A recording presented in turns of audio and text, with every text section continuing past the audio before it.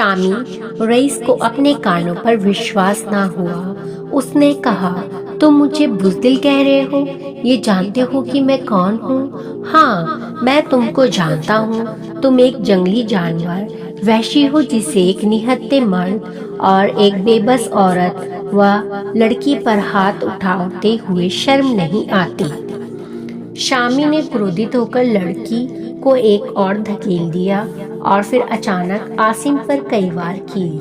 عاصم اس کے وار تلوار پر روکتا ہوا کچھ قدم پیچھے ہٹا، لیکن جب اس نے جوابی حملہ کیا تو شامی کا سارا جوش و غصہ حرن ہو گیا۔ وہ عاصم کے وار سے بچتا ہوا پیچھے ہٹنے لگا۔ اس کی پریشانی بڑھ گئی۔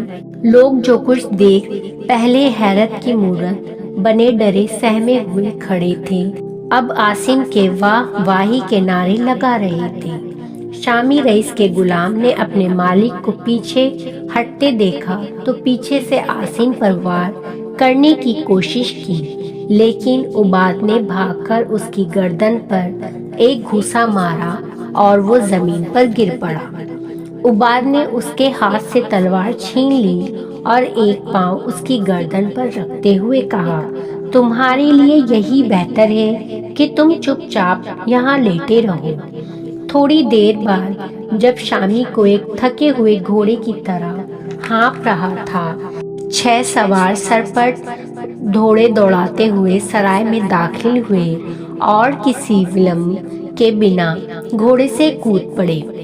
فرمس نے بھاگ کر آگے بڑھا اور ان سے ایک پربھاوشالی ویکتی سے جو رومی سینا کا بڑا ادھیکاری معلوم ہوتا تھا کہا، آپ تھوڑی دیر سے آئے ہیں، مجھے معلوم نہ تھا کہ آپ سے پہلے میری حفاظت کے لیے یہاں ایک فرشتہ پہنچ جائے گا، ورنہ میں آپ کو کشٹ نہ دیتا۔ یدی یہ شریف عرب یہاں نہ پہنچتا تو یہاں اس سمے آپ میری لاش دیکھتے۔ رومی افسر جس کی نگاہیں صحن میں داخل ہوتے ہی عاصم اور اس کے مقابل پر جم چکی تھی، کوئی جواب دیے بنا آگے بڑھا، لیکن لڑائی کا رنگ دیکھ کر اس نے ہستیش کرنے کی ضرورت محسوس نہ کی اور اس کے ہاتھ کا اشارہ پا کر اس کے ساتھی بھی لوگوں کے ساتھ کھڑے ہو گئے۔ عاصم کے لگاتار حملوں کے بعد شامی پیچھے ہٹتا ہوا اس ستون سے جا لگا جہاں کچھ دیر پہلے فرمس اتین بےبسی و نراش کی حالت میں کسی چمتکار کا انتظار کر رہا تھا۔ عاصم نے اس کے شریر کے بجائے کیول اس کے لباس کو ہی اپنا نشانہ بنانے پر بس کیا تھا، اتیو شامی رئیس کا قیمتی لباس کئی جگہ سے پھٹ چکا تھا۔ تھکن اور شراب کے نشے سے چور ہونے کے کارن ہر شے اس کی ہمت جواب دے رہی تھی۔ عاصم نے اپنی تلوار کی نوک سے اس کا امامہ ایک اور پھینکتے ہوئے کہا، شراب کا نشہ گیدڑوں کی شیر نہیں بنا سکتے۔ یدی تم چاہتے تو تلوار پھینک کر اپنی جان بچا سکتے ہو۔ عاصم کے یہ شبد اس کے مقابل کے لیے ایک طرح سے کوڑا ثابت ہوئے اور وہ اپنی رہی سہی طاقت کو جمع کرتے ہوئے ایک گھائل درندے کی طرح اس پر ٹوٹ پڑا۔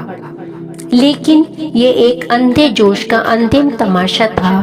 عاصم کو کچھ قدم پیچھے ہٹنے کے بعد شامی کی آنکھوں کے سامنے اندھیرا چھا گیا اور کچھ شن ہوا میں ادھر ادھر تلواریں گھمانے کے بعد اوندھے منہ زمین پر گر پڑا۔ رومی افسر جلدی سے آگے بڑھا اور اس نے عاصم کا بازو پکڑ کر اسے پیچھے ہٹایا۔ پھر اس نے کہا، نوجوان، تم نے ایک شریف آدمی کی مدد کی ہے اور میں تمہارا شکر ادا کرتا ہوں۔ مجھے کیول اس بات کا دکھ ہے کہ میں یہاں تھوڑی دیر سے پہنچا اور یہ پورا تماشا نہیں دیکھ سکا۔ تم نے نشچے ایک مست ہاتھی کو پچھاڑا ہے۔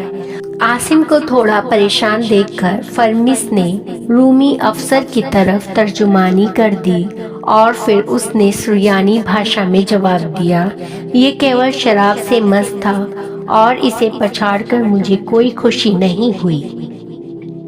عاصم نے کہا تم اسے نہیں جانتے، لیکن میں اس کے بارے میں بہت کچھ سن چکا ہوں۔ تلوار بازی میں اس علاقے کے سارے قبیلے اس کا لوہا مانتے ہیں۔ عاصم نے جواب دیا تو پھر مجھے اس بات کا افسوس ہونا چاہیے کہ آج یہ ہوش میں نہیں تھا۔ رومی افسر نے سریانی میں کہا تم بہادر بھی ہو اور شریف بھی، یدی پسند کرو تو ہماری سینا میں تمہیں اچھا پد مل سکتا ہے۔ شکریہ، اس سمے میں اپنے گھر جا رہا ہوں، اب وہاں میری زیادہ ضرورت ہے۔ تمہارا گھر کہاں ہے؟ میں عرب سے آیا ہوں اور میرا گھر یثرب میں ہے۔ رومی نے کہا میرا نام پطیوس ہے، یدی تم یروشلم سے گزرتے ہوئے میرے پاس ٹھہرو گے تو مجھے خوشی ہوگی۔ اس کے لیے میں آپ کا شکریہ ادا کرتا ہوں، لیکن مجھے دکھ ہے کہ مجھے شیٹ ہی گھر پہنچنا ہے اور پھر کبھی دیکھا جائے گا۔ رومی افسر نے کہا فرمس میرا دوست ہے اور تم نے اس کی جان بچائی، اب مجھے یہ پوچھنا ہے کہ میں تمہاری کیا سیوا کر سکتا ہوں۔ قبرص کے 2 مسافروں میں سے ایک نے رومی افسر سے کہا جناب، اس نے ہم سب کی جان بچائی ہے، ہم قبرص سے آئے ہیں اور یہ بات ہمارے دماغ میں بھی نہیں تھی کہ رومی حکومت کے اس پرکار کے وحشی انسانوں کو اتنا آزادی دے رکھی ہے۔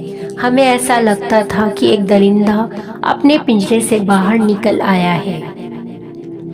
ایک یہودی نے ونتی کی جناب، اس وحشی نے ایک معصوم لڑکی پر ہاتھ اٹھاتے ہوئے بھی شرم محسوس نہ کی۔ ہمیں تو یہ ڈر تھا کہ یہ شراب کے نشے میں ہم سب کو قتل کر ڈالے گا۔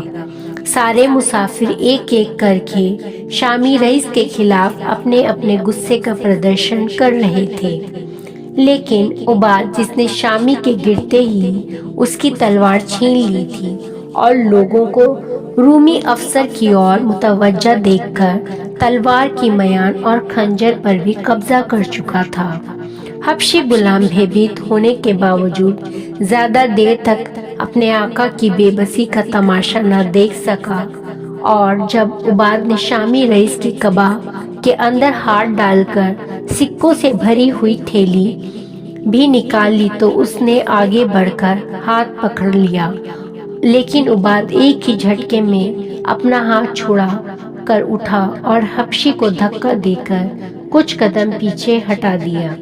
اس کے بعد حبشی کو آگے بڑھنے کا ساہس نہ ہو سکا، پھر بھی اس نے شور مچا کر لوگوں کا دھیان اپنی اور کرنا چاہا۔ یہ کون ہے؟ رومی افسر نے غصے سے پوچھا۔ فرمس نے جواب دیا جناب، یہ اس شامی رئیس کا غلام ہے۔ حبشی نے عباد کی اور اشارہ کرتے ہوئے رومی افسر سے فریاد کی جناب، اس نے میرے آقا کی تلوار اور خنجر چھین لیے ہیں، اس نے میرے آقا کی تھیلی بھی نکال لی ہے اور میری تلوار بھی چھین لی ہے۔ میرے آقا ہوش میں آتے ہی میری کھال ادھیڑ دیں گے، ان کی تلوار بڑی قیمتی ہے۔ رومی افسر نے جواب دیا تمہارے آقا کو یروشلم کے قید خانے میں ہوش آئے گا اور ہم اسے رہا کرنے سے پہلے اس بات کا اطمینان کر لیں گے کہ تم اس کے پرکوپ سے سرکشت ہو۔ اب یدی اس کا گھوڑا یہاں موجود ہے تو اسے اس پر لادو اور ہمارے ساتھ چلو۔